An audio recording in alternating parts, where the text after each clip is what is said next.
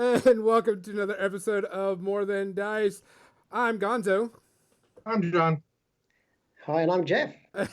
And right below me, let's go like this since I'm streaming right there. Kathy is off the air today, but she is in the chat.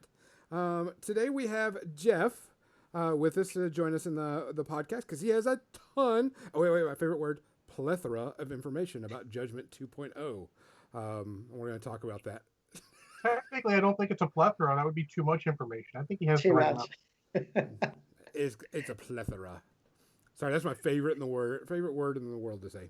Well, then I use feel it like right. I feel like I'm part of the Brady Bunch with this screen. Yeah.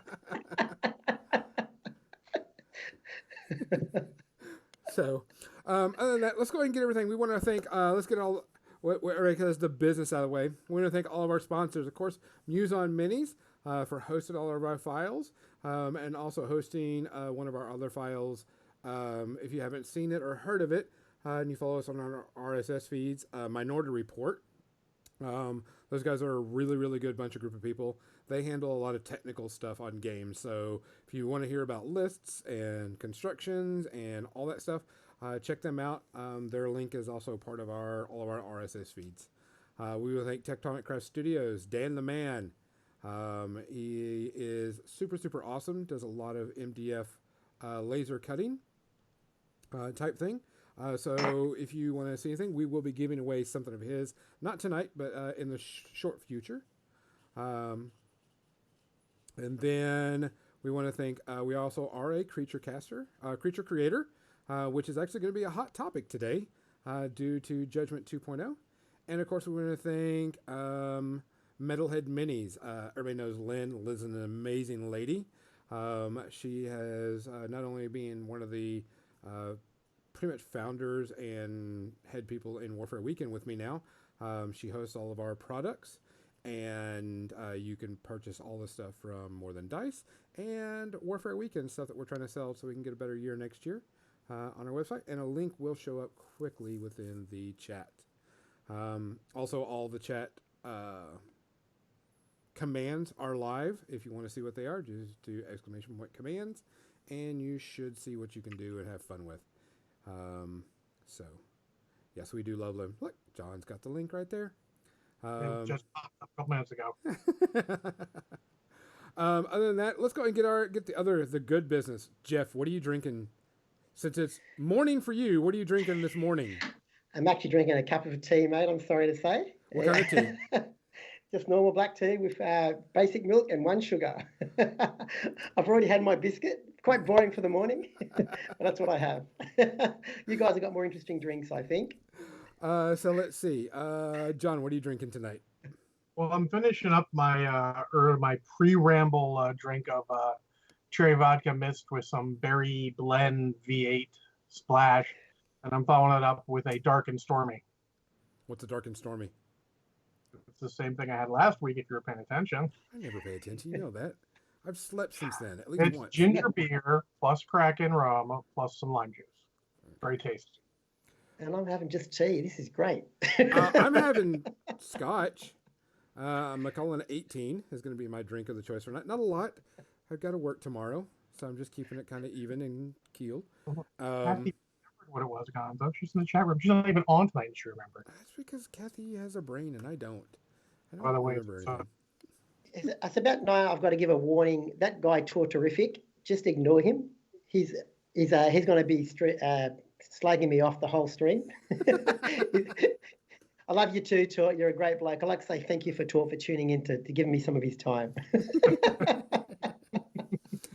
Guys, with everything out there going on, please be safe. Please wear your mask. Look out for your fellow man, woman, child, everything.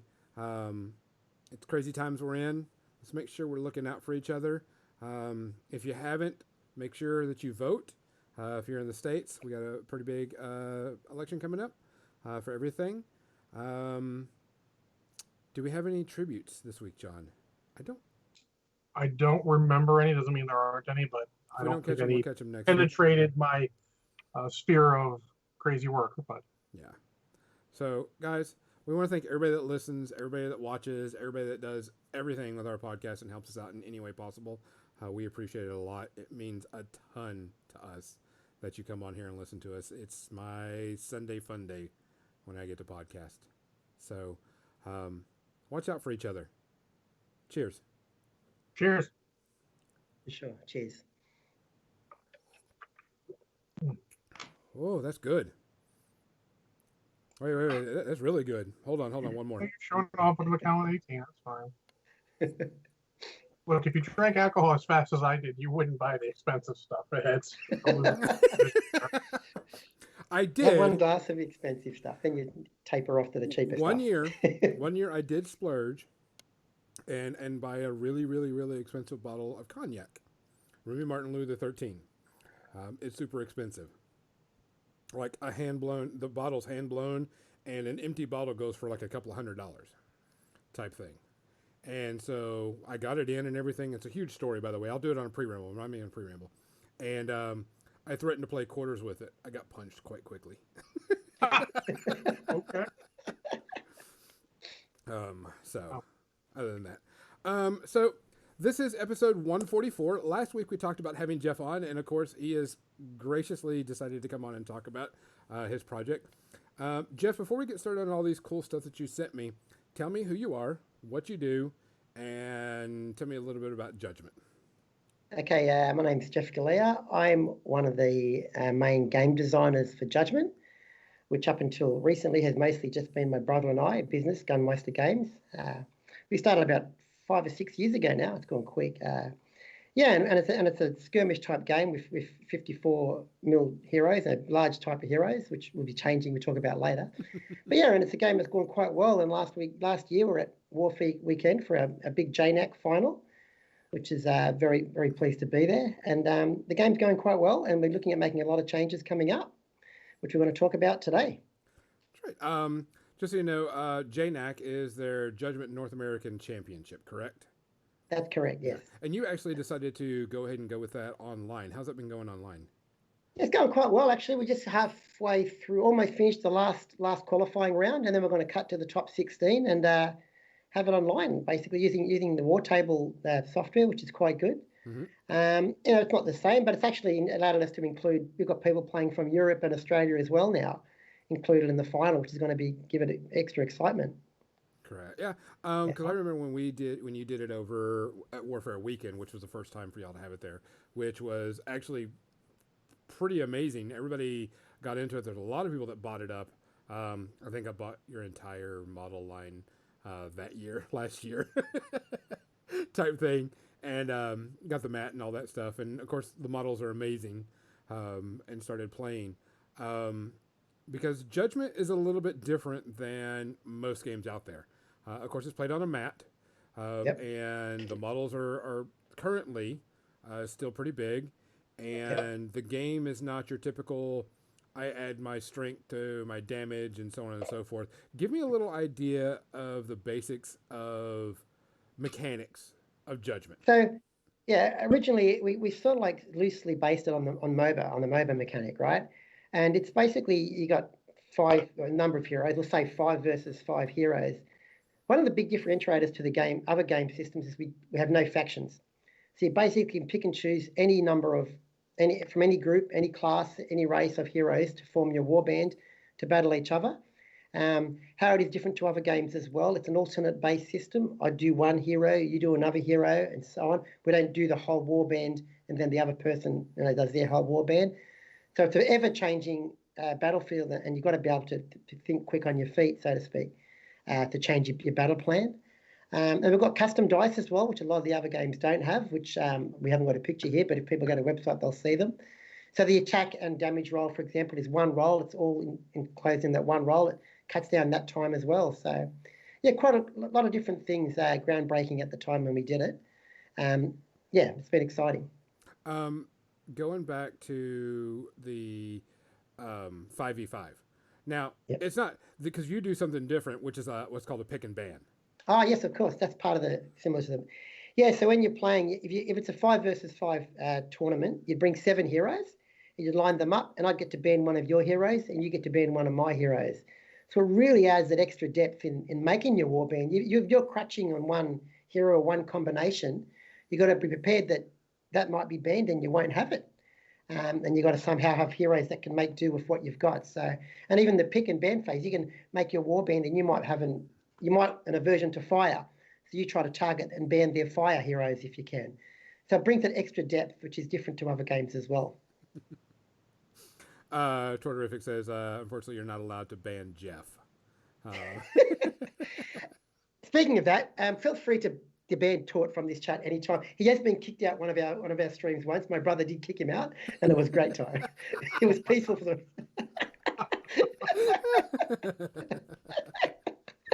But Tort's actually a really good mate. He's had a lot of help, a lot of play testing, and he's come to the tournaments and helped us.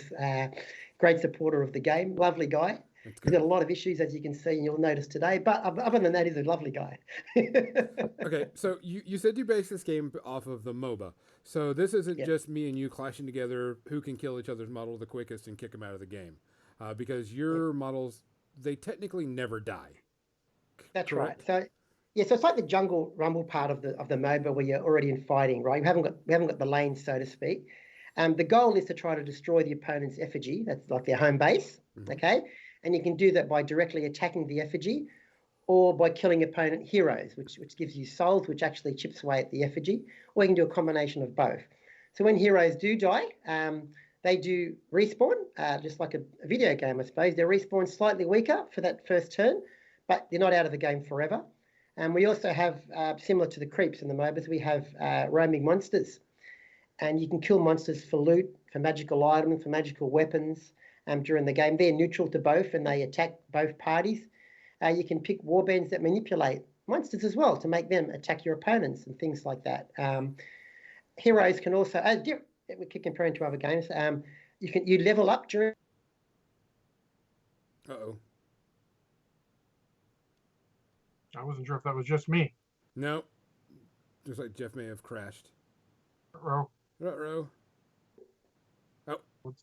That'll give me a good counter. Okay, Jeff. Opponent's warband. You actually lagged out for a second. So you were talking about they level up, and then you lagged. Yeah. So heroes level up during a game, and also can buy magical items during a game. So you can tool up your warband specifically for the scenario and the opponent mid game, which is quite different to other games as well.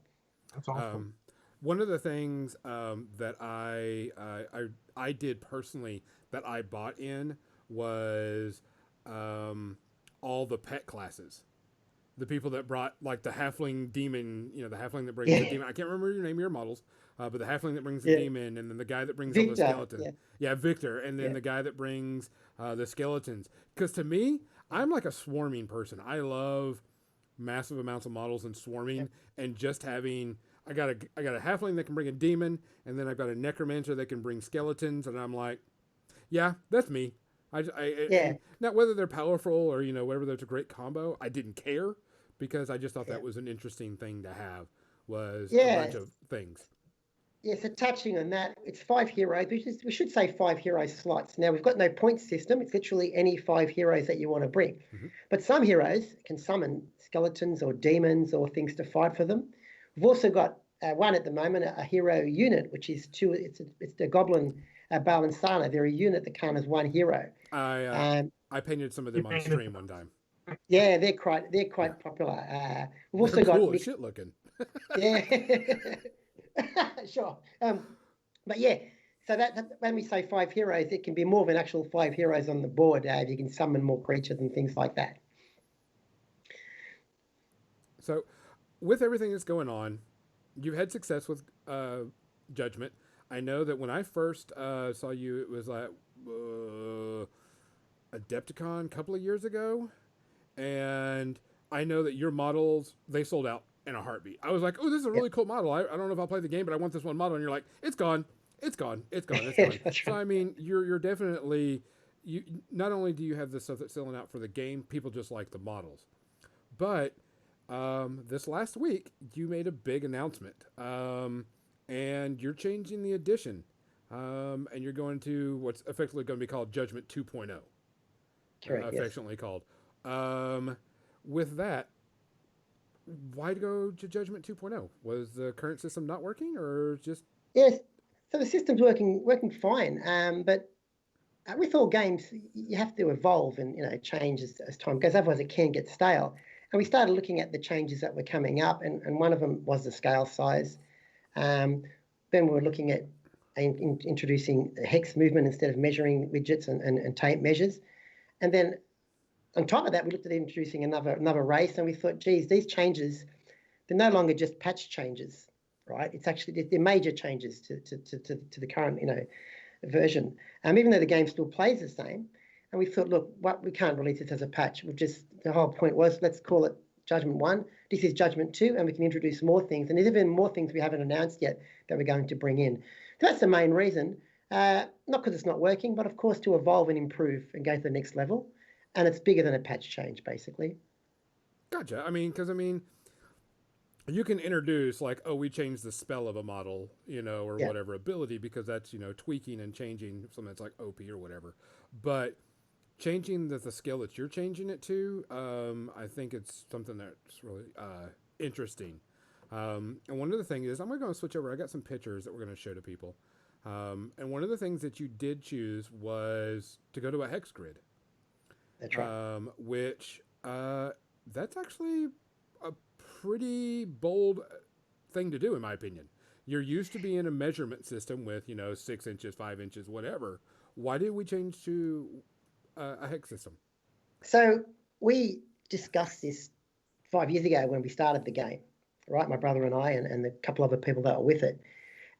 It would have been too early to bring out 54 mil scale thing, which in itself was a negative for a few people and difficult to get in. And introducing the hexes as well is probably too much of a harsh change to the current games that were going out. But introducing a hex system to us was the natural way to go. It just really cleans up play. You haven't got this fiddly, am I in out by a millimeter, in or out, or do I need a judge to come and help me make a call? And it really suited a low model count game like we've got as well. It's 5 models, or even in the 3 versus 3, it's 3 models. And once you start playing it, I've said this before, the hexes actually disappear and you start playing the game just like usual. You don't need a measure to measure your distances. It's already there in front of you. It's black and white where you can and can't go. Yeah, the ranges are crystal clear. Yeah, there's no, you can't question it. The only thing that might happen is if you knock a model over and you might not exactly know where it's at, but you know what, you can pretty much figure out where you were, and it's not going you're not going to mess up a measurement on it because a hex is a hex. That's it. I mean, I've been in tournament games, high level tournament games, where someone accidentally bumps a model. That's it. The game state's gone. There's no recovering where exactly you were. You know where you are with this. If you knock a model, you know exactly what hex you're in. Yeah, right. It's pretty clear. Your game, in a sense, is a tournament style game. Not that you can't play it casually with your friends and stuff, but it's gotten ground as a tournament style game. Well, coming in on that, it's funny because it's actually a lot more noob friendly than other games. A lot of noobs come in and bringing in tape measures, and it's awkward, especially people that haven't come from a tabletop gaming background like we have, right? And it's easy for that level. But on the other extreme, like you said, we can have high level tournaments. I say high stakes in inverted commas, but we can have high level world championships, so to speak. And you won't need a judge come to make a 50-50 call that could cost you the tournament because it's in or out. So it gives us both extremes. It's great for the newer player, also great for the more high level competitive player as well. Yeah, I mean, go ahead, John. If you make it tight for tournament gaming, it's easy to just play it at a casual level. It's just the way you play it. If you make everything super tight to begin with no nitpickiness, let's say, it translates down to the beginner level very well. Yeah. Exactly. Now, I'm looking at the picture that you posted recently. I'm going to enlarge it just for a second so people can kind of see some of it. That I've noticed that you've got the black hexes and then you got these orange. Orange is, I'm guessing, where you can't put a model. That's right. That's the dead zone. And the black hex is there. That's your deployment zone. Okay. And the rest of them. And then you got something like an orange and then a blue and a yellow and a green. And those are terrain features, correct? Yeah, that's like our current map. This is actually a current version 1 map. We've just converted it to hexes. Mm-hmm. All our mats on the bottom, I can't remember if it's left or right corner, they have a little code that shows you what those coloured means. Like that could be treacherous ground. The green there is difficult ground, the forest. So we just have to make it more cleaner with the borders. And again, this makes it easier. Even when you're playing a game, sometimes when people say, I'm just nudging the forest, and then during the play it falls out of the forest. Here, there's no nudging. It's in or it's out as well. Yeah, So, there's no and like, is this half-covered hex the forest or not? It's right Yeah. there. Is it the border? It's in the border. It's the forest. Yeah. that's Which it. That's it. you actually don't put terrain on your maps. You just go that the blue hex, you look at the map, you look down the key, blue is, impassable terrain or whatever it is. Yeah. So that's what it's planning for the future. So our current maps have got the terrain imprinted on them. The future maps, even not just terrain, even scenario elements, we can change scenario elements and say, okay, for this map, got the forest and hex, give it the grid number, put the scenario objectives and this certain for hex. It gives us a lot more flexibility. And if we do notice there's an imbalance issue or something, we can fix it quite quickly without people having to go and buy all new maps again. So, Right. so you're sort of going to go to a mat that's just the hex grid with sort of the base texture, and you'll add the terrain bits on. Is that correct? That's right. We'll give codes and maps online or whatever, and say this is to put hex, whatever code number, grid number, I should say, and this is going to be all forest. Exactly, things like that. So Yeah. are you planning on selling printed hex terrain, or are you expecting players to do that? So we'll be looking at that as well. With Creature Caster as well, we'll be looking at that kind of thing. But people can also make their own. There's no problem there. But we will be selling keep packs. to the size and whatever it is. That's you're right. saying. I mean, because I could technically, let's take the wall. You see, there's a wall there, or it looks like a wall, and it's 2 hexes. That's right. If I know the size of those hexes, I could go to a CAD program, make those hexes as the base, and then design a wall and put it on top of it. Exactly right. So, yeah, you could make a 3D on top of all of this as long as you have an underlying 2D, which is something we had started doing locally for War Machine sort of towards the end of its, I'd say, heyday more than anything, because it made things cleaner. Like I need to move this building so I can measure properly. There's still a template of how big the building is. Correct. Yeah, and once you've made your own wall or your effigy or whatever, if we change a map, all you've got to do is pick the wall up and put it on a different hex, and it still works. Yeah. That's so good. So we're changing it to a different system, and I'm gonna make these a little bit bigger because they're hard to see because there's all this writing in it. And it's gonna go. Earth. You changed up some of this stuff on the card. Now this is Bastion, one of the new things that you did. One of the things I do like about all your cards, I'm gonna move. Hold on a second. Where are you? So we can see all of it. Put Jeff behind the card. Is all this stuff is on the card, but the really cool thing is you have an app with all this stuff in it too. And your app is free. Is it still going to be free with 2.0? Yeah, we've got for iOS and for Apple. Sorry, which is the same. Android, here I go. Yeah, it's still going to be free. Still going to be supported fully, so you can still download the games, the cards for all the new heroes and monsters on there. We're still going to have the print and play section still free, which is on our website. So people can download the cards if they want and print them out. We're going to have drive-through cards option as well. Yes, basically, it's all going to be still free. Okay. So this person that you have here, Bastion, yes. What did you change from him from his current state to the new state? I mean, besides you had to change the movement to hexes instead of inches. Yeah. And you had to change all that measurement. Yeah. Most heroes have stayed the same. Most of the Judgement. This guy, we've given a bit of a haul over. He had a range 2 staff before. Now it's been changed to a sword. We've also given him a magic weapon with range 3 at 3 hexes, of course. But what's more interesting is his abilities. His innate ability has got a buff. His heroic ballad used to only help melee heroes. Now it helps ranged and magical heroes as well. You can see his level 2 there has been changed.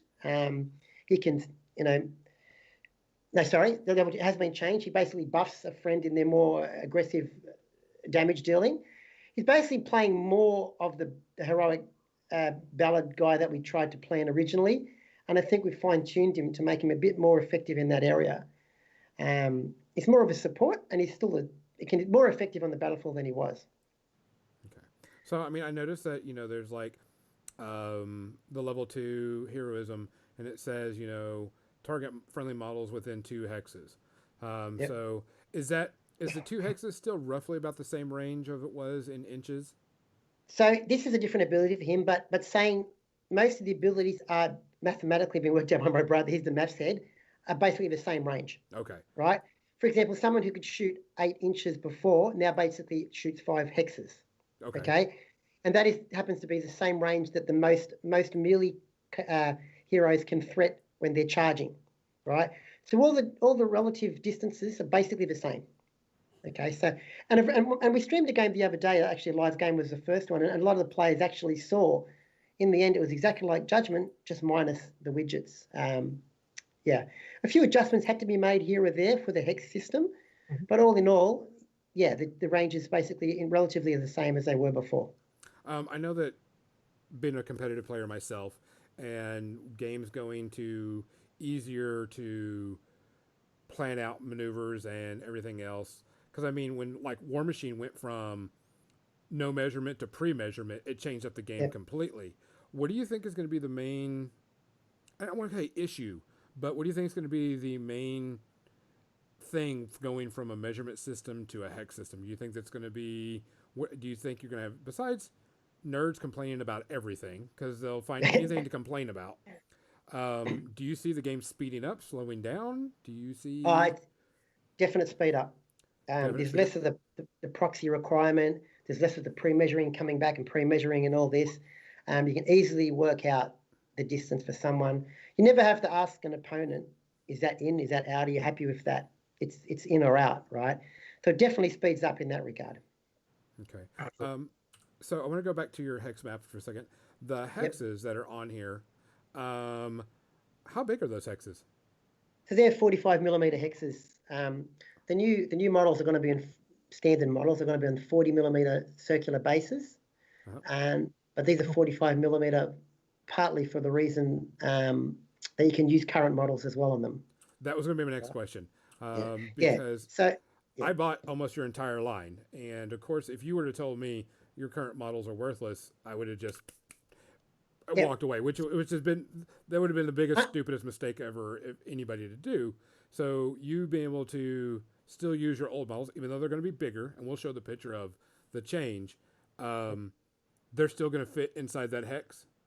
fully understandable if people get upset with their model become. Every model is going to be fully supported and fully usable in the game. The 50 millimeters actually fit quite snugly, and there is no issue. We had a game the other night streamed all with the full models because we haven't got the smaller models yet. 100% works. It's compatible. And with the scale difference, people are saying, it looks weird having big models and small models. Well, we've got Goblins and Victor, who is a halfling on a 40 mil base already, and he's a tiny human, and he's fighting against Don Rako already. So, but still, there's no silliness in there. It still works. And we've all played, iOS games and PP games. GW games and PP games. Again, you've got massive, gigantic things and tiny little scale models as well. So it still works. But in short, yes, every model you bought is fully supported. It's going to be re-sculpted and re-released with the new version in smaller scale, but they're going to be exactly the same rule set. So fully compatible for all official tournaments. So don't throw out your old models, people. Definitely. So let's go from the model, and we'll talk about this. Y'all made a really big announcement that I think is actually really cool because we like the company and the models they put out. Y'all partnered up with Creature Caster. Yeah, legendary guys. So I actually first saw their models in flesh at Warfare Weekend last year. Oh, really? Yeah. So in the flesh, but it's a collaboration with them. It's really great. It's been so good working with the team. It's been obviously a few months now, and it's really going ahead well. And they're a great fit for us, basically. Yeah, because that was one of the things that one of the people that messaged me, Carl Morgan, which used to run Warfare Weekend, still Warfare Weekend. His question was, with Creature Caster helping with production, will that make selling in the U.S. easier? And do you have any distribution deals set up to make it easier to get into the U.S. game stores? Because this is one of the things, and it's getting the game out there to U.S. players or to U.S. stores is always I wouldn't say difficult, but I'd like to play this game, and then my store goes, well, I have to get it, and it's going to take a while, type thing. So are we Now, going to have better distribution? so difficult is the correct term. My brother and I, we're based in Australia, and supplying to UK, Europe, America, Asia, it has been difficult for us, right? Now with Creature Caster, it solves all those problems. They make them in their place. They distribute from the place. They package everything's from there, and they will be maintaining continuous production of the game, basically monthly, updating monthly in their web store. Okay, we're probably not going the route of distributors, but directly dealing with the retailers ourselves. We've already got a handful that we're working with, and that will be expanding. We like the idea of working with the retailers a little bit more because it also allows us to help them to build a community in the stores and things like that. But definitely be a lot easier distributing in the US and everywhere, basically, and to Europe as well. So I've got an interesting question for you. You don't know this, but I've actually worked both as distribution and I've owned a game store. I have a lot of history in that. Do you think there's going to be any pushback from the big US distributors who are notoriously finicky about people cutting them out of the loop? Someone like an Alliance Games Distribution who has previously levied lawsuits on Games Workshop for trying to push them out of the loop. Look, I'm not sure if they will or will not. I'm not sure if the game is big enough at the moment for that to threaten them. But that will be more of, I suppose, the Creature Caster area to look into. But I can't see that. I think it's getting blurred lines now the way the world has gone. The internet's changed a lot of things as well. Okay, so online ordering is a lot easier and those kind of things. So, but I'm not sure what they might do. We'll have to see. I hope not, but we'll see what happens. Yeah, I'm also would assume that Creature Caster would sell to the distributor, which would make them happy too. So Yep. Just something that came up because, like I said, I was around for when Alliance, it's Alliance over the Armory, put a lawsuit on Games Workshop for trying to cut out the middleman, so to speak. GW have had a few lawsuits against them over the years, but they seem to go okay. They don't always make the best decisions, let's be They honest. seem to survive quite well. Fair. Now you're going with Creature Caster. Creature Caster is known for their provocative, half nude, boobs out. I mean, they have one model that I think she's got like 20 boobs and stuff. Are you afraid that this may create a sex fiend or freaky type models that are just over the top? Because I mean, don't get me wrong, I love Creature Caster and some of the models, but they're topless, they're tasteful, and I know this has been a concern for some people. What do you think? Yep. Give me that. So on a personal level, it's been a tough week because this has dominated our news release basically, which has been a bit a shame in the way because we've got so many good things to talk about. But I'm not worried to be honest. Look, we have currently got 45 models in Judgement, including monsters. We're including at the moment 6 from Creature Caster with the demons. 2 of them are from the ecstasy part of the demons. There's 3 at the moment. We're releasing 3 different types of demons: the ruin, the ecstasy, and the onslaught demons. And it's the ecstasy ones that are causing issues. And there's 2 of them at the moment in basically over 50 models. It will be present. It will always be a minority of models for starters. Okay.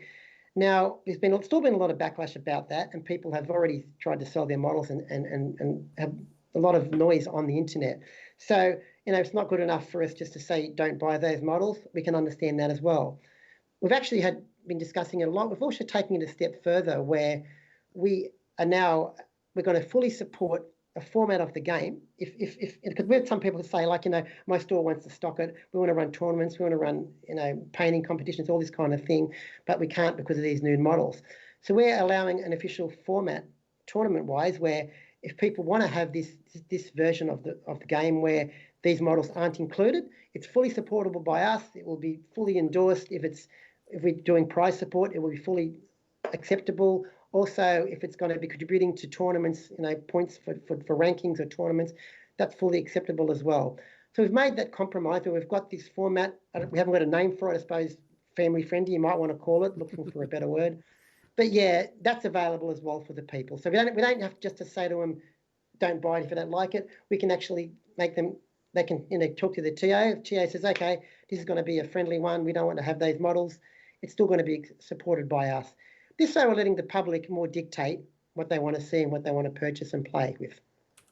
Okay. So one of the other things that's kind of, and Jeff, for all intents and purposes, it's your game. You do whatever the hell you want with it. And if people don't like it, we have a setting here. Don't yuck on our yum. Yeah. It's one I of mean, our it's not things. like Games Workshop hasn't had models like that for years. Yeah, that's what I'm saying. You're putting boobs out is nothing new. We had people say things like, we've been pretty open in the past and listening to advice, and people are saying, and this issue, we're ignoring them. We're not ignoring them. We've got to understand that people's opinions, we're getting hundreds of different opinions, right? So we're not just ignoring you and listening to you. We're trying to do the best compromise we can. In the end, we want this business to go forward as best as we can, right? And some people do like these kind of models as well, okay? And a majority of people don't have a problem with them as well.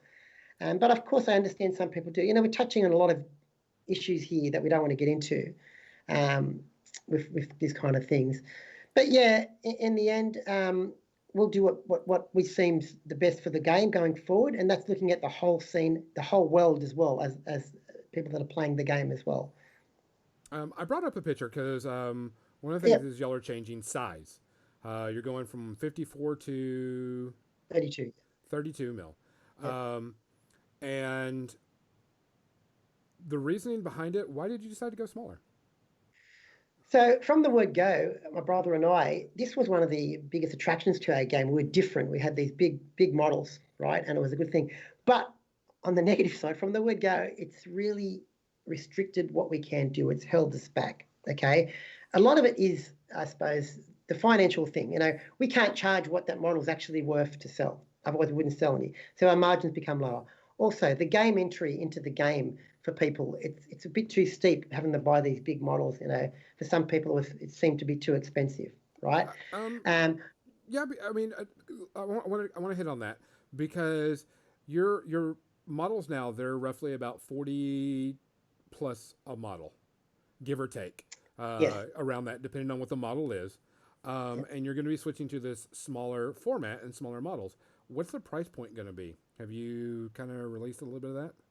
So currently, the smaller models, I think they're roughly sold for around $20 Canadian at the moment, which is less than half, right? I checked because some of the models you told me are going to be new in Judgment. I went and checked on, and they're $20, US dollars. Yeah. So there you go, right? So you can get 5 models for $100, right? Which is a warband ready to go. Which is a lot cheaper than the current one. It's not just the money; you got a lot of other things as well. But we're talking about that at the moment. But yeah, so it's a lot cheaper price point for new players to get in as well. Well, and also, which is a big plus. Yeah, I mean, we joke on it, but there's going to be no need for widgets in this game then. Yeah. No widgets. That's it. Widgets. Yeah, don't need them at all. Even proxies aren't needed because you can just put the model back where it started from. So yeah. Because I mean that's one of the biggest things that everybody's doing, all the widgets, and More Than Dice has a widget set because we used to play a lot of War Machine and stuff before COVID, and you won't need widget sets. You're just going to need like token sets, like this guy's got so many souls, or this guy's on fire, or whatever. So there's going to be no widget sets. So that's right. We're still at tokens, and all the current tokens still work, of course, because all the abilities are still the same. But yeah, no widgets. It's funny we set up when you're setting up, because most of our playtesting has been online because of COVID, of course, right? But you set up and haven't got all these rulers there. You haven't got these tape measures. It's a liberating feeling actually as a gamer, and not to have to watch your opponent closely to make sure they're moving correctly as well. Yeah, I mean, I play a lot of games. I mean, my core two right now would I would say be Star Wars Legion and Marvel Crisis Protocol, and they are widget heavy, but they're designed in. But it is so much freeing to not have to have all that extra stuff with you. It makes transporting stuff, getting out there a lot harder. And for a 5 model game, you want it to be as easy as possible. That's a huge plus. Yeah, that's right. I mean, exactly. I looked at this model and I looked at the pictures, and I'm not seeing any downgrade in detail. I'm a resin printer. I print a lot of resin miniatures, and usually when you go smaller, you start losing detail and stuff like this. Of course, these aren't printed; these are cast type thing. So I mean, Well, Creature Caster, that's their specialty, Yeah. making really high quality models. I've got to say, actually, I forgot to say, when people buy this model, you're going to get both of these scales. It's like a parting present for the 54mm scale. So when you buy this, you get two in one, two for the And same price. who is this? This is Cradle. It's an undead Minotaur. She's actually the daughter of Don Raka, who was the big Minotaur that we know, who's been killed and she's come back as an undead. And she'll be released on the Black Friday sales. That's our first. We're pretty excited. It's our first collaboration release between the two companies. So, Is this going to be on your web store and Creature Caster, or just Creature Caster? it'll be both for this one. Okay. Yeah. So yeah, that's right. will we be buying pretty much everything from Creature Caster? So if we're going to be online and we want to get a new model, because you're going to be resculpting all the old ones, are we going to be will it be mostly through Creature Caster or for both? That's right. Mostly Creature Caster from at that point onwards. Yeah. Okay. Are we still get creature coins or creature things for that? I think you will. Of course you will. Yes, because it's Creature Caster models. It's still Creature Caster. It covers both. Yeah. I did notice that, of course, your Minotaur doesn't have the typical snout. You know, it doesn't have the bull face. It's got more of a humanoid face.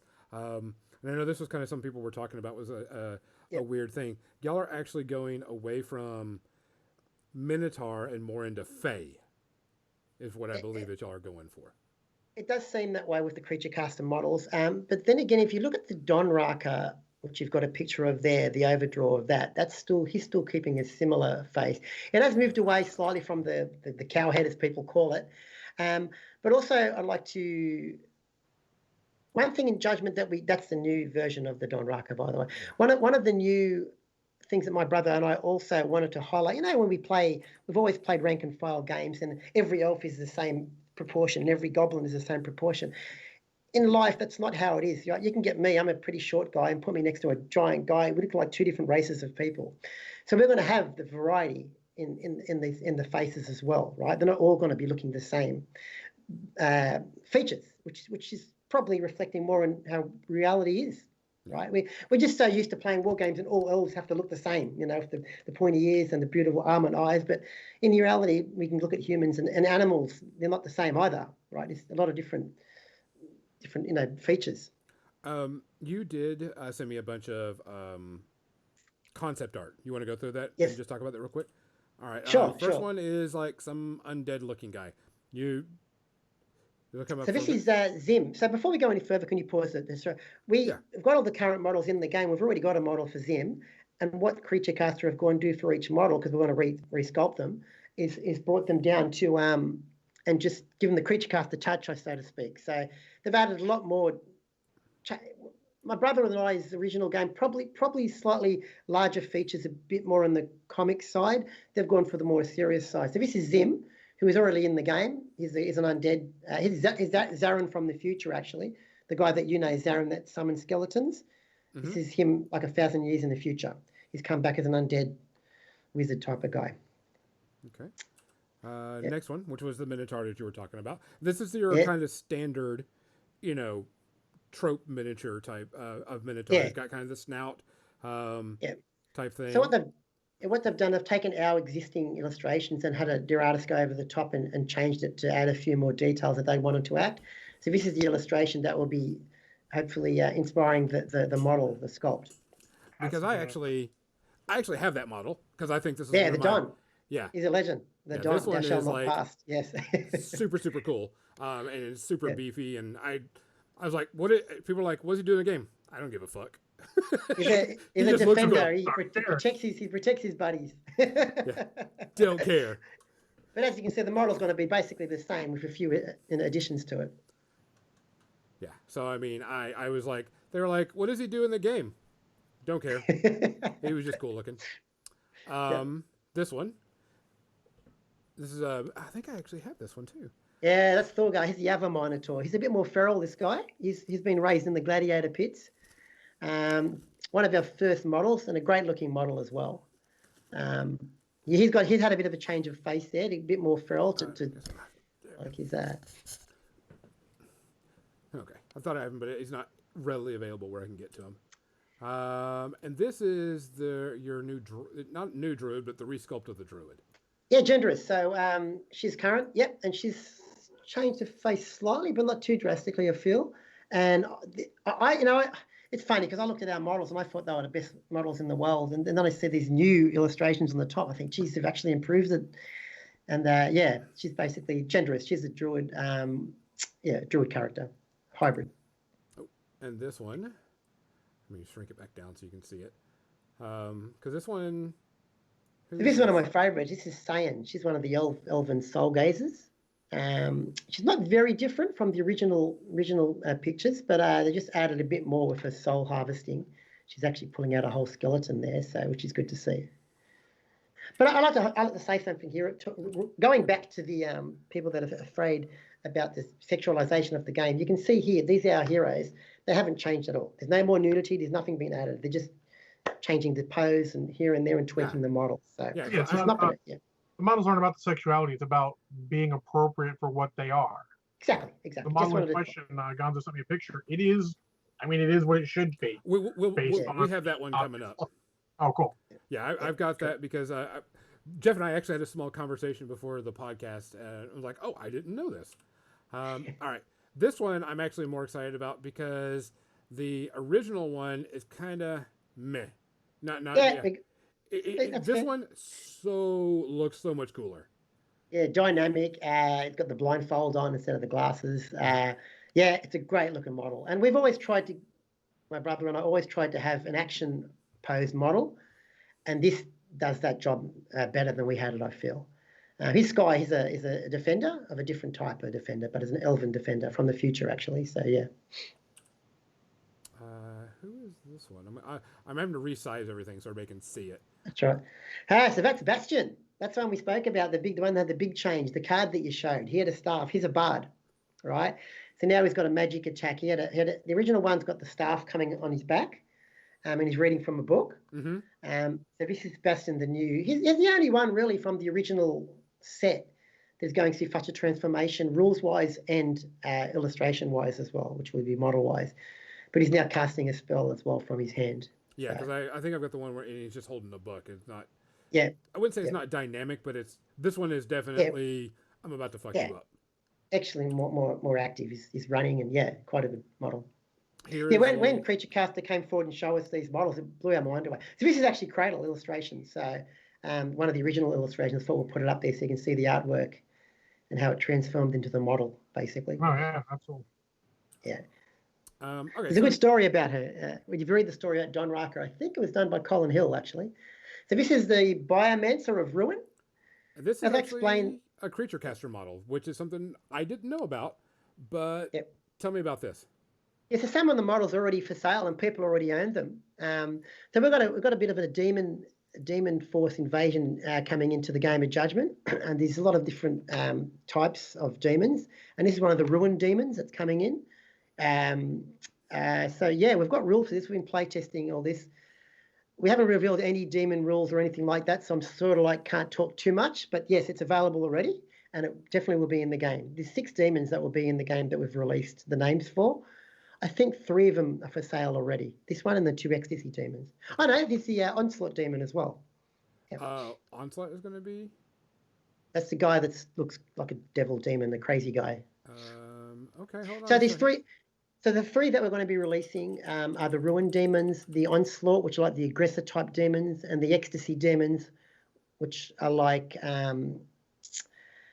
pleasure demons over the top, those kind of ones. We'll see when they turn up. So this is a Ruin demon, more like Ruin and Plague and those kind of things. So you're saying the Queen of Onslaught is going to be one of your models in your game? The Onslaught, you've got not this guy. This is the Romance of Ruin. This is going to be in the game. You've got an Onslaught one there coming up, I think, unpainted. Oh, is it the next one? This one right here. Yep. These are all in our game. Yes. Okay. I'm waiting for the next one. Yes, he's the Onslaught demon. We've got rules for him. He's the Berserker. Yeah, the Berserker of Onslaught, because they've got a model called Queen of Onslaught, and she's like $130 model, and she's huge and all this stuff. I was like, oh. Okay, we've got options for larger models later on down the track, but at the moment they're all going to be on this. But this is the Berserker of Onslaught. He's a crazy, double wielding axe guy, aggressor on the roids, obviously. But he's for sale already, I feel. Yep, Oh yeah, he is. He's only yep, $20 US, so I mean exactly. Yeah, it's reasonably priced. Um, yeah. guys, and Yeah, the these onslaught are all the aggressive type demons. They're just killing things basically. and here's a model that started the controversy. Um, Yes, and um, was it she if she's still in here, Griffin, she's a, where and I were she's talking a, about this and sent me this picture, and I'm like, yeah. okay, it's a creature caster model.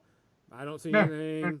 Yeah, nothing wrong with it or whatever. But this one was the one that kind of threw people for a loop because boobs. Well, it's a siren of ecstasy, which the name says it all. Yeah. Yeah. And she's alluring and hypnotizing and those kind of things. And that's how her rules really reflect that in the game as well. But it's a beautiful model. Um, I'm just excited about having all these demons as part of Judgment, right? Fighting against Thorgar and Don Raka and Sane and Astariel. It's going to be exciting, right? Yeah. We have a question from the audience. Parm01 asked, was the loot too controversial? Is that the reason why it's a problem? Yes, mate, it has, because some of the heavy metal people ran into me and it wasn't aggressive enough. So typically, Well, what little this guys actual like, model "Loot's not is sexy." no, it's actually a good one. The Siren of Ecstasy. The Siren is not the model that's sitting up there, the female figure. It's actually the monster, and this Yeah, creature is like a lure of the creature trying to get people in, from the typical old pirate tales of that's people right. trying to lure Exactly. people in and Yeah, the everything. mercy. Yeah. Yeah. So and we made her rules to pick that as well. So it's quite cool. It's quite cool to actually sort of like work in reverse, where Creature Caster have given us a model and we make the rules for it. We're usually, we start from the ground up with developing a model and the rules at the same time. So it's quite good to work that way as well. And can't wait to get these on the table. Well, we just But had yeah. we want to thank Rainer72. John, give him a quick shout out. Rainer72's rating with a party of 84 to come in and talk about Judgment. Well, Rainer's currently painting the Cradle model. He's put pics up already. He's going to be painting a lot of the Judgment models. So he's already painted most of the Judgment models already.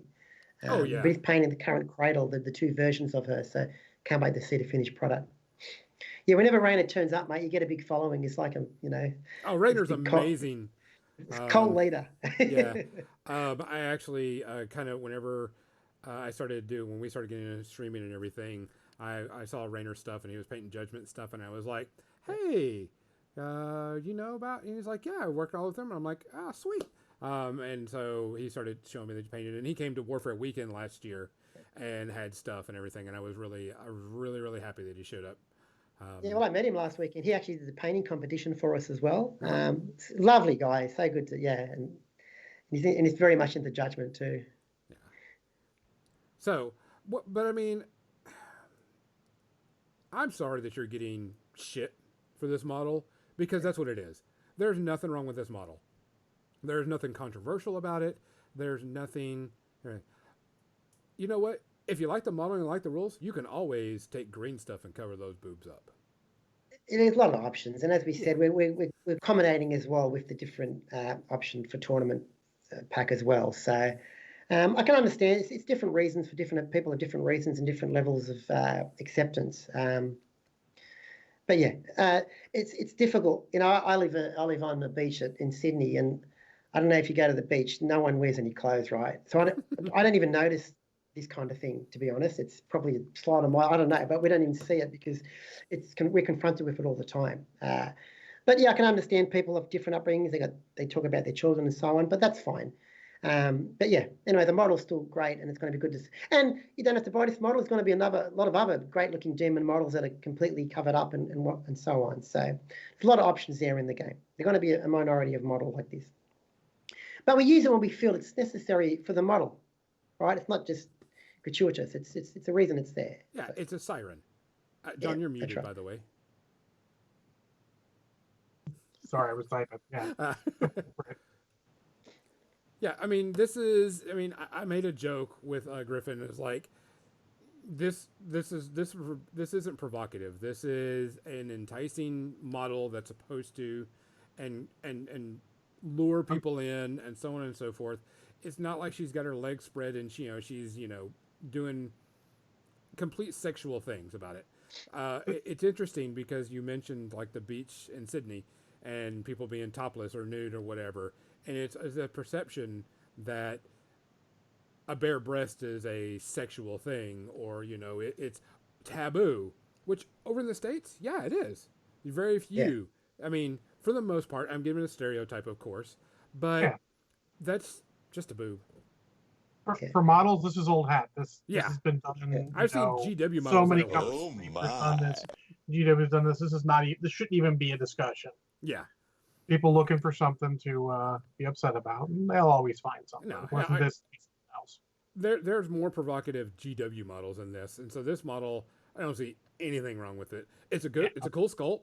I don't have the things that are around but I mean, she's like attached by the back, and all this other thing. I like it. I think it's a cool model. I think that was all of them that you sent me. But I mean, I like that you're using some of the Creature Casters already made models because it gives them a chance to make their models usable in your game instead of just picking and choosing a game to be in. Also, we'll bring in a lot of players that they've had people who have bought their models for years. Oh yeah. And they've been looking for a game. I skipped it before. It's really good fit with them, of course, because now they're going to bring people who have been looking for a game and have got the models. All of a sudden, there's a game that they can use their models on. So joining the two player bases together will be a good start to get this game even larger than what it is. So yeah. I did want to ask you about this. Since our old mats are going to be useless for the most part. I mean, we could still play old rules if we wanted to, but as we know, old rules are old rules, and you just got to move on. Are you doing anything special for people that are bought the old mats? Yeah, so for starters, the maps have never been a profit for us. Always been trying to get them out there. So it's always as cheap as we can make them, but of course they're not cheap, right? But what we are going to do is people who have got current mats, we're going to work out some sort of discount, especially people who have purchased them recently, right? Mm-hmm. So there will be some sort of discount for people buying the new mats. We're also going to be looking at options of providing hex overlay, so you can still use the mats and just use the hex overlay on top of that, printable version. So watch your space, basically, but we're not going to forget that people have invested in mats already. I suppose the only thing that's really going to be wasted is the widgets, and the widgets they can use for other games, right? So there will be some sort of recompense for those money spent on the mats, some sort of discount for the new versions. Look at some of them, just checking all the questions that got sent to me. So, when are the rules going to go live? And then I'm going to lead up with a question after you say that. Yeah, it's funny because we're streaming games, and people have actually tried to play by watching the stream, which is good. Having a closed beta, which a much larger closed beta on the 1st of November, but the official rules officially released for an open beta will be the 1st of January, which we open to all the public. But saying that, now we're going to be streaming regularly now to keep people interested in what's going on, so people can already see how rules are going. But officially 1st of January, the open beta will be. Which will come quick. It's already Christmas coming, so yeah. Yeah. When do you expect to be out of beta and all that stuff and go, this is the official rules, boom, switch over? So rough estimate. February, March, I reckon, because the game is pretty solid already. Okay, but of course, when you open it to the open beta, that's when you get people trying to really exploit the game and break the game, and that's when it's the test. But I'm saying February, March. Okay. Touch wood. We'll see how we go. I would say those guys are actually the ones you want in it most, so that you can fix any problems before they come out. Yeah. The other games we all used to play or maybe still play are fresh in the mind still. Yeah, there you are want many people times. You want the hardcore people to try to break the game. Yeah, exactly. Yeah. Yeah, find that broken stuff, because I mean there are too many times where people have gotten early release of rules and I'm not going to tell them about this thing, but I'm going to use it in a tournament, and then it's going to be crazy. Well, as you know, we've got a history, and we're going to keep doing it, of doing quarterly updates, patch updates, right? So we jump on, we do it quarterly, and because it's all app based, we get it fixed overnight, and it gets fixed quite quickly. We don't let anything go for a long time. And that's one thing that from the game we wanted to keep, because some games, I've played games before where, broken books, 10 years and then get fixed up, right? But yeah, we have quarterly updates and we stay on top of everything as quick as we can, including the maps and those kind of things as well, scenarios, all that. So I have a weird one. Actually, Gonzo, let me. I got a weird one. Obviously, if you don't want to answer it, I totally understand. Just can't on my. Yeah. What do you think is the biggest competitor as a similar game to Judgment? It's funny because probably was Gill Ball before, but it's gone.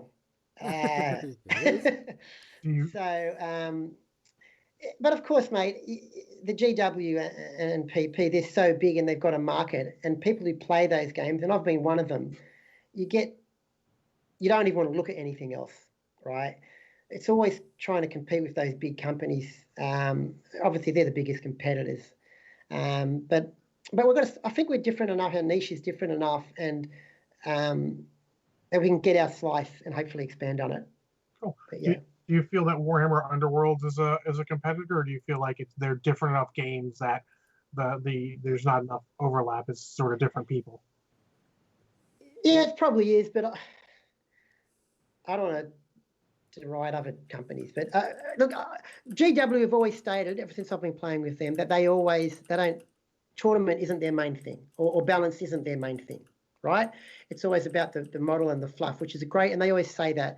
And I think we've got a really best of both worlds, where Creature Caster is all about the beautiful models, and my brother and I are all about getting a really tight rule set. And I think that's like you even have the background too. They have the fluff. You're not letting any part of it slide. Sounds like. Yeah, the fluff is a big part of it. We understand.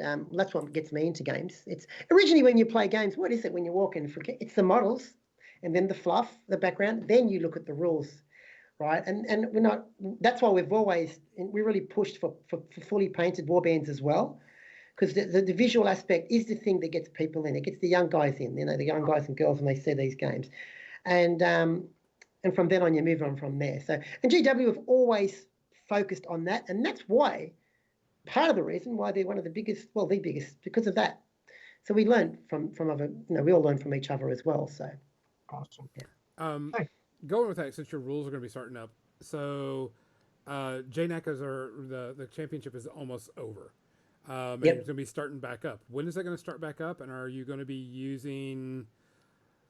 Are you going to wait until the new rules come out before you start up the JNAC, or are you just going to go with it? A lot of issues. Obviously, the COVID is a big one too, right? So we're still uncertain how that's going. Look, we have to discuss this because obviously this JNAC is easy. It's going to be using version 1. It's going to be happening in a couple of weeks' time. Yep. But going forward next year, because we're talking about releasing probably March, April, we might have to discuss this. We might have to have the first half version 1 and the second half version 2. I'm spitballing here. I've got to chat about this. But that's probably because we want to have some sort of JNAC. And I'd say that's probably, there's no reason why we can't have the first, 2 or 3 months using version 1, and then we switch to version 2 and the points just carry across. So I'd say that's probably the way we'll be looking at. Otherwise, if we wait till March, April, whatever, we've lost half the year, and there's no reason for that, for people to stop playing the game. So, yeah. Definitely be having a JNAC next year in some form. We want to keep the tournaments going because it keeps people interested too. So, yeah. I'm really looking forward to the new models. Because of course there's some that I don't have that I'll probably just buy, so I'll do that. And I'm looking forward to using. I don't get to play that often, and such. And I know that the new price point on the models is looking very, very good for people. $20 per model. They're 35 millimeters. They're made by Creature Caster, and anybody that knows Creature Caster knows they have legit models. So it's not. I'm not worried about, sculpts or any of that. And you say pretty much the rules, for the most part, aren't changing. Besides hex movements and stuff like that, and maybe tweaks and giving some people a little bit kick up or whatever. For the most part, nothing's really changing in the game except for clean rules and clean measurements. Yeah, the skills you had before as a player, they translate across straight away. And your heroes play the same role in the range, the defense, whatever. You do the same thing. You're trying to capture the shrine. You're trying to destroy the effigy. the mechanics are all the same. The demons coming in will shake it up. Very interesting, actually, when they come in. It's a slightly different mechanic, but still the same game. And all the people have got the current models. They can use them exactly how they have been. A fellow Mo's Magic asked about the old models. Yes, we've made the hexes 45 mil for that. One of the main reasons is so those models can still be used. To be honest, it's been funny. We've actually had a bit of a surge in sales of the old current 54 mil models, because when they run out, they're going to be all, that's it, right? So they are still usable and all fully operational and fully legal for forever, basically. So yeah. I kind of remember, but I wanted to make sure. Last year at Warfare Weekend, you did have a format that was like you could only play elves. You chose like a faction or a tag type thing, and you said you could only play this or only play that. We tried it as a racial, because a lot of people keep asking about this, when we play all the orcs or play all the elves. So we thought, let's just run a tournament and see how it goes. Mm-hmm. The game's not, I suppose, we don't try to balance it like that, but it's still, because the heroes are technically balanced anyway, every hero is worth one slot. It's very interesting to do that. And I, of course, use the elves because I'm an elf back, always use elves. And it was really good to see it play out. Everybody thinks, but it works quite well, and people like that aspect as well. I think some people are playing in the JNAC. There is a couple of guys that just play monitors and nothing else, and I think there's someone playing an all-orc warband as well. So it's still fully viable. That's what I like. It's always people love to play the themes, so to speak, and it's cool to have that viable when everything's balancing each other. That's right. I will say that you have piqued my roommate's Banion's interest, so obviously you piqued my interest too. So I have some more over here getting some stuff and seeing what we can do. It's something we can play in the house, and that makes it a lot easier. Well, get on Discord. The Discord chat's quite active, very active last few weeks actually, but now it's very positive. And it's very easy to play online at the moment with War Table. It's a magical program. Lars, I think the German fellow, made it for us. And all the heroes are there. The cards are all on there as well. It's very easy to play. And if you get on Discord, a lot of people are happy to give you a tune, run you for the rules and all that as well. And you learn really quickly. Cool. Well, Mabanian does have a question. It's not really important, but he thinks it is. Do you have werewolves? Yes, we do. Ashtooth, the monster. Ashtooth is a werewolf. He's a monster, the neutral monster, one of the powerful guys. And we'll probably have more of them in the future as well. So, go into this 36 mil. You mentioned that there will be larger models, because you've talked about dragons and stuff like that and everything. So yeah. So another thing. Can you spoil anything for us?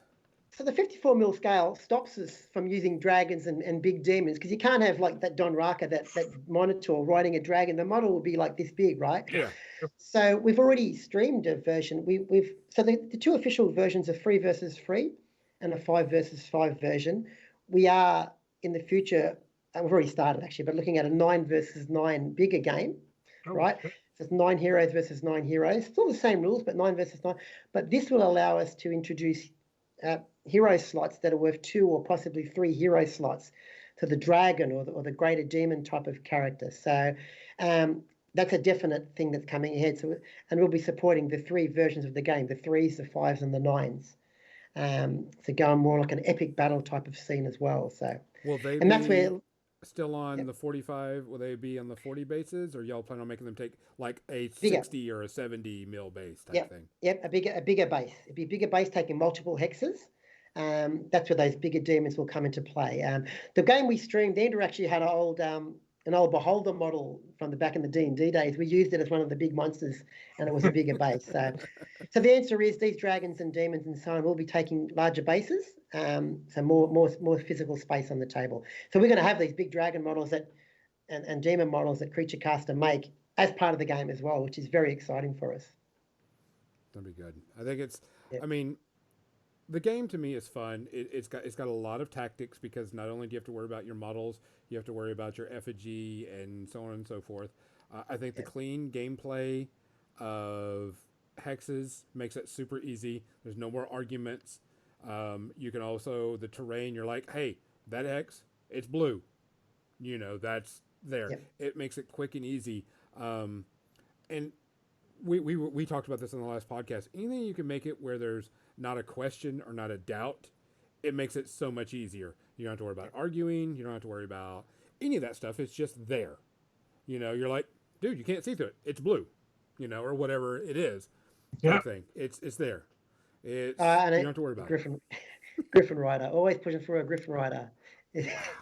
No, But the I can't potential believe is I do definitely love there. Griffin Riders myself. So it's always one of those Warhammer things I've always loved. To like, super cool. It's definitely there now because we couldn't do this in the 54 mil game because this physical size is too big. It But would when be we moved to expensive the as hell nine, too. Yeah. and The cost of it would have been outrageous. yeah. All right. All right, guys. Awesome. Thanks for all the info, Jeff. That was really good, really in depth, and really got some interest going in it. Yeah, I think so too. Thanks for giving me the chance, and thanks for giving us the chance to chat, and for the support, of course. It's been Oh great. yeah. Rainer wants an announcer. He turns up with 100 people. Does he need an announcer? Drum roll, more like it.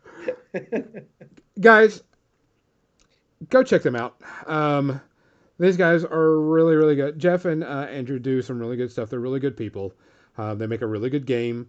Beta rules are coming out, so you can start testing things out. Definitely give feedback because more feedback, better. Even if it's the smallest, stupidest feedback that you can think of.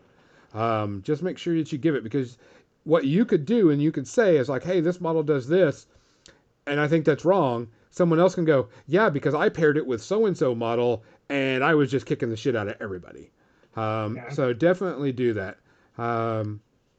Definitely get in on this.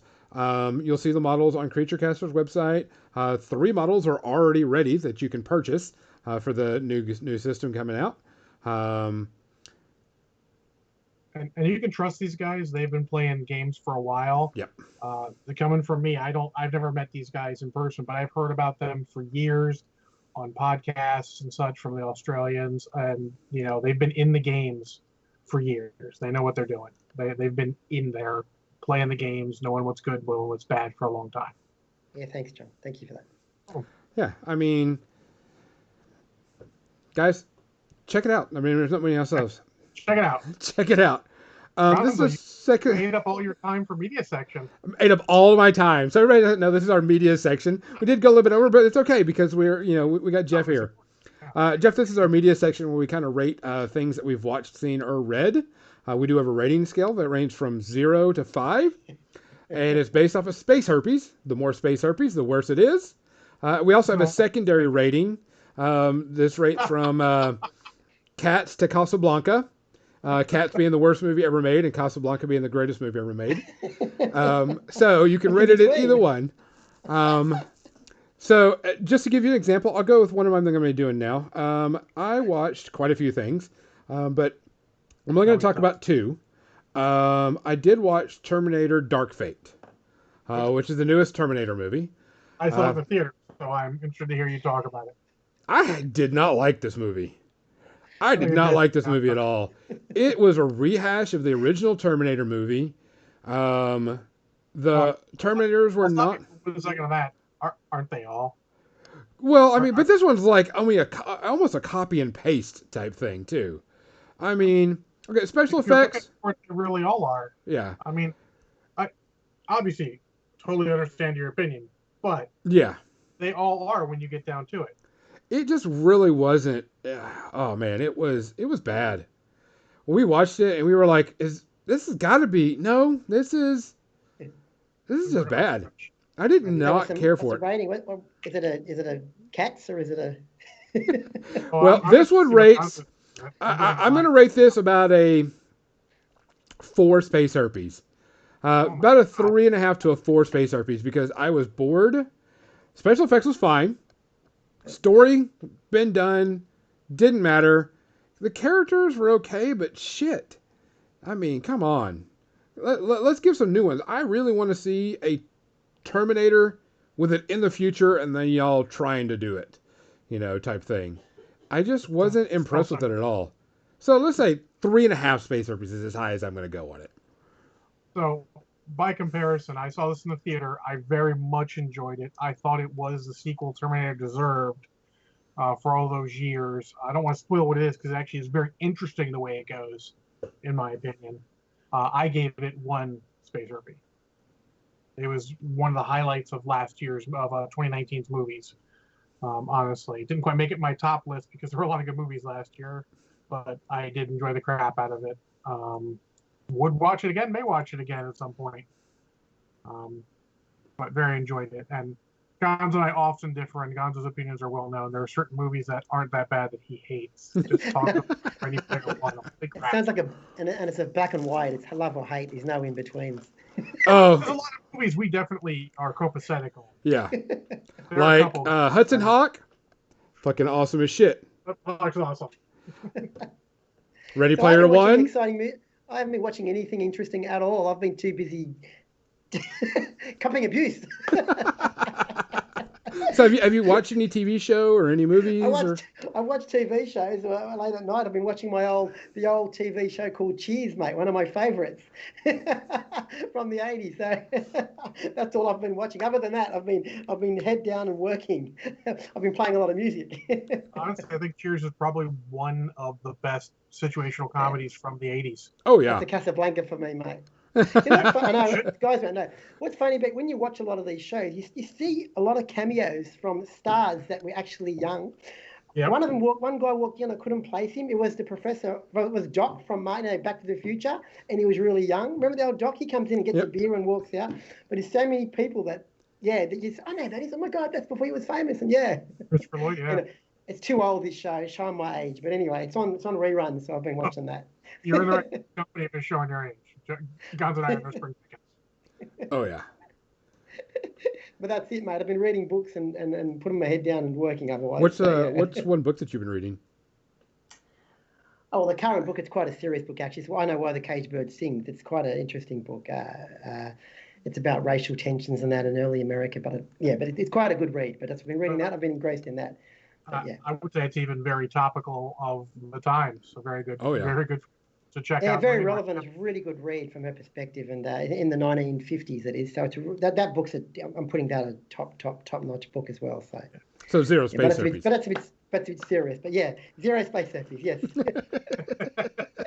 You've got double zeros there. Zeros for Cheers and zeros for How the Caged Bird Sings, which is fair on both cases. All right, John, what you got? Todd gave me a 4 out of 5 space herpes. Thanks, Todd. I love you too. What do I have? Oh, I only watched one movie this week, and it was today because I don't get a lot of time to watch movies, especially when I have to go into work on Saturday for training. I lose a lot of time that way. Bainey and I watched Con Air today. Oh my gosh! It's on Amazon Prime for free.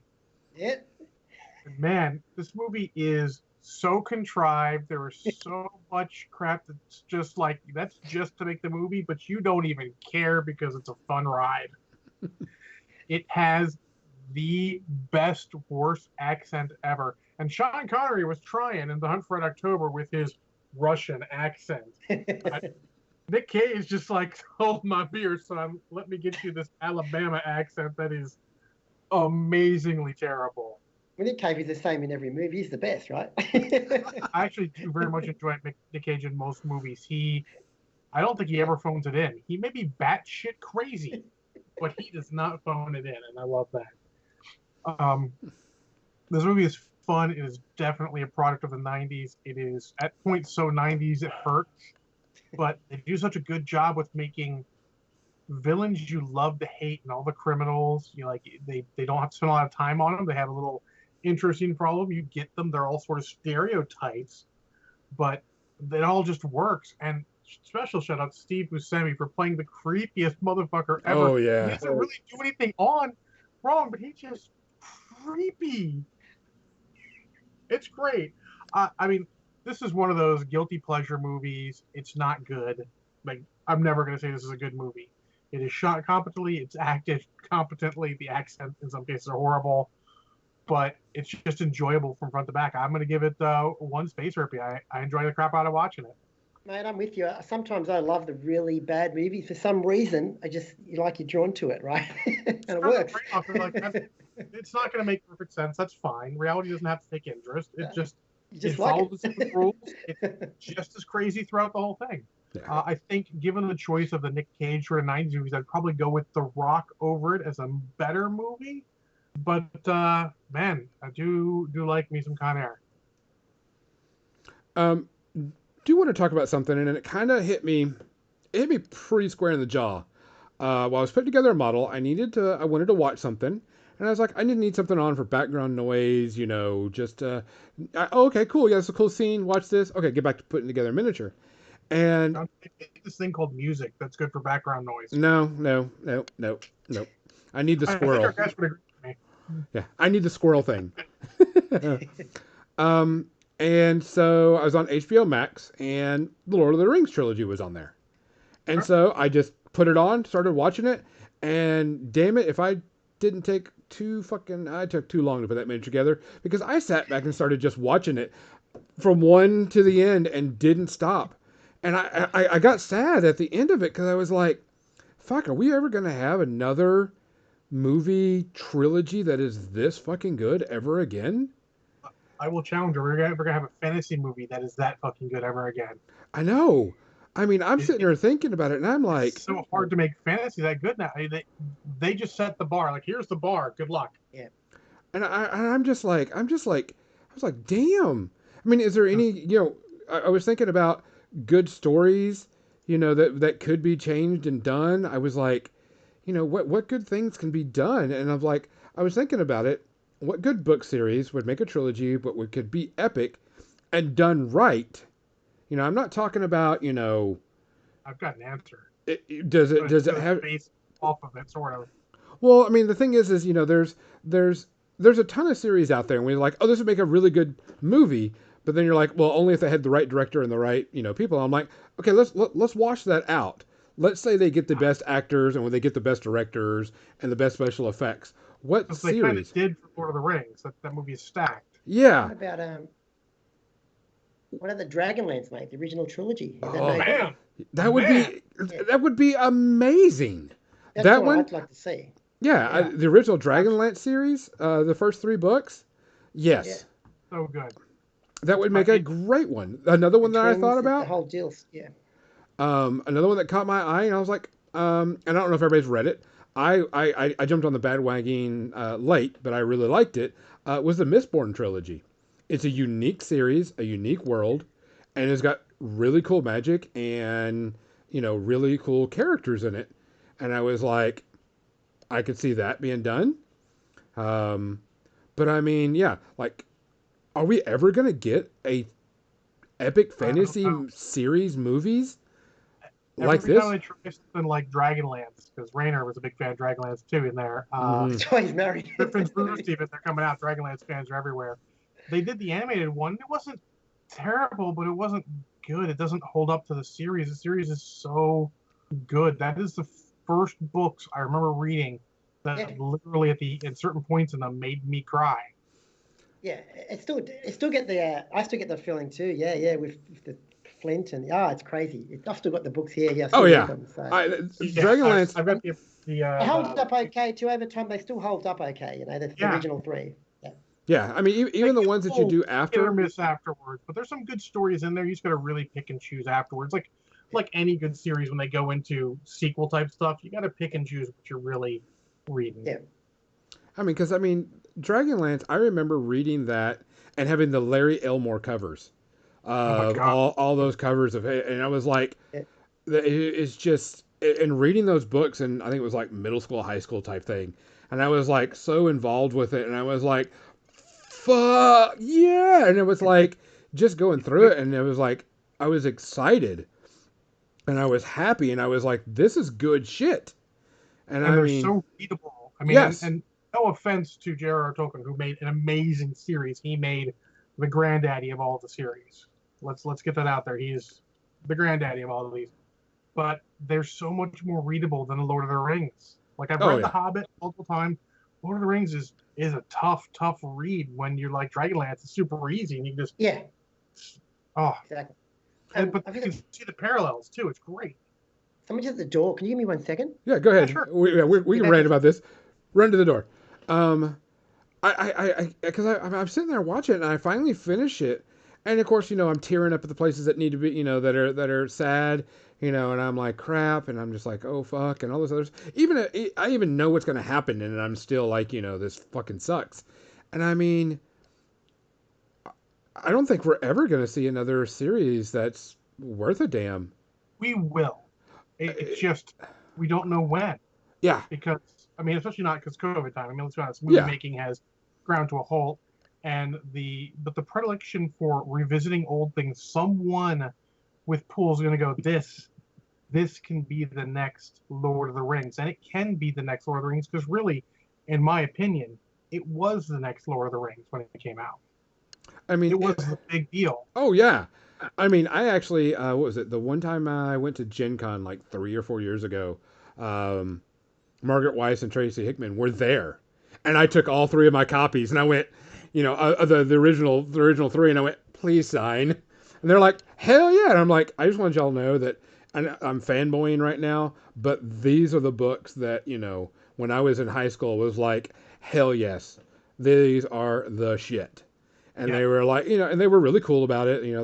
I'm sure they hear it from everybody, but I mean, everybody knows those characters. Everybody knows what happens to them and why they're so, lovable and likable, it, and such. Everybody's good. yeah. It's and everyone seems real. They all have sort of motivations and all. They're all characters. They all grow through a whole series. How hard is it to get 9 characters to grow during a series? Yeah.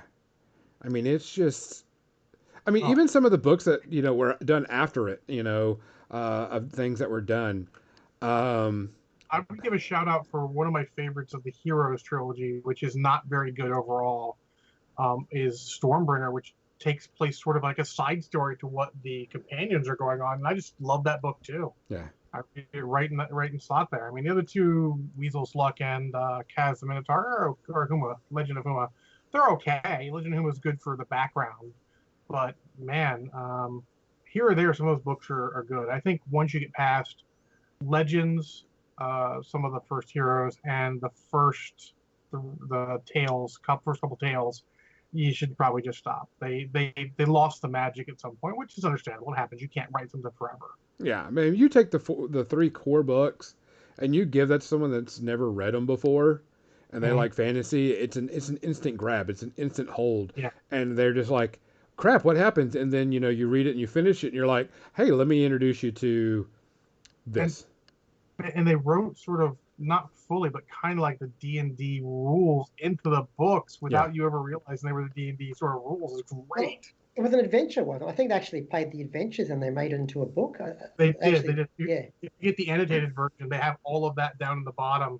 That's, I yeah. mean, it's a hard read because that book is like this thick and Okay, yeah. heavy. But man, it's cool. I own it, of course. I'm a nerd. Oh, of course. I owned a crap ton of the Dragonlance from Heroes Tales and all that stuff, and I kept a few. But a school district needed a bunch of books, so I'm like, here. I gave them pretty much every one of my Dragonlance novels. And I'm like, take Yeah, these, let the kids have it, let the kids read. I mean, these things are, this is yeah. The amazing stuff. The Espionage only Monkey. That's my favorite trilogy. Magician. Espionage Monkeys put them up there. Magician, Silverthorn, and Darkness Stephanon. Yeah, that is my favorite trilogy. Actually, I loved reading. I read them so many times.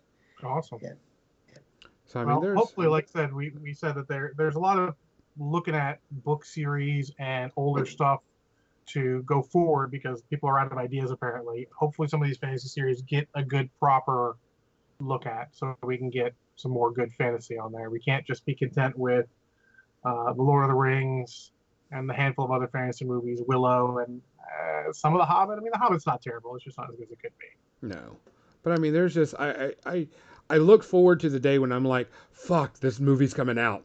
Oh shit, yeah. In Lord of the Rings, whenever I'm watching it and they're sitting there and the music kicks on with Frodo sitting on the grass reading a book and you hear that music, I'm just like, yeah, I remember the Nice excitement. spot. Yeah, it was released at Christmas time. It was so exciting when it was coming out. It's like, yeah. yeah, So I Oh yeah, mean, just seeing that. oh So yeah, of course, zero space herpes for the Lord of the yeah. Rings trilogy. oh, Even the that's special effects still hold up to now. I mean, come on, this It's because is they merged regular with live action. So I mean, computer graphics is live action so well. It's yeah. just they had real people in those suits. It's great. So I mean, but Guys, it is technically 8:30, and the podcast is over. Do we have anybody that we want to raid real quick? I don't even know if we have anybody we can raid real quick before we get out of here. Yeah, we do. We have Zambies. Guys, we're going to send y'all over to Zambies and have y'all go and hang out with her tonight. So, guys, Jeff, we appreciate you coming on, man. Really, Thanks. a lot. We love Thank hearing you. from the people behind the scene and the people that want to be heard and want to come on here. You can take our professional podcast to heart. Anytime, Great, guys. anytime you want to come on, just let us know. We have no problem with it. We're always welcome to have people come on. And if you got something you want to show, just come on over and let us know. So, guys, For sure, mate. Thank you very much. I hope I get to see you next year. Maybe Warfield Weekend. Touch wood. We'll see how we go. we're trying to. COVID be damned, but as soon as I can get to a convention, I'm going to get to one. Yeah. So, guys, for More Than Dice, I'm Gonzo. I'm John. And I'm Jeff. Good night. Good night. Hey, raid the Zambies going on. Everybody click that raid button and go with Zambies. Come on. She's an awesome person. Yeah. Here we come. Well, my God. All right, guys. I actually have to take off. All Yeah, no right. worries. Really good, guys. Thank you very much for that. It went really smoothly. Really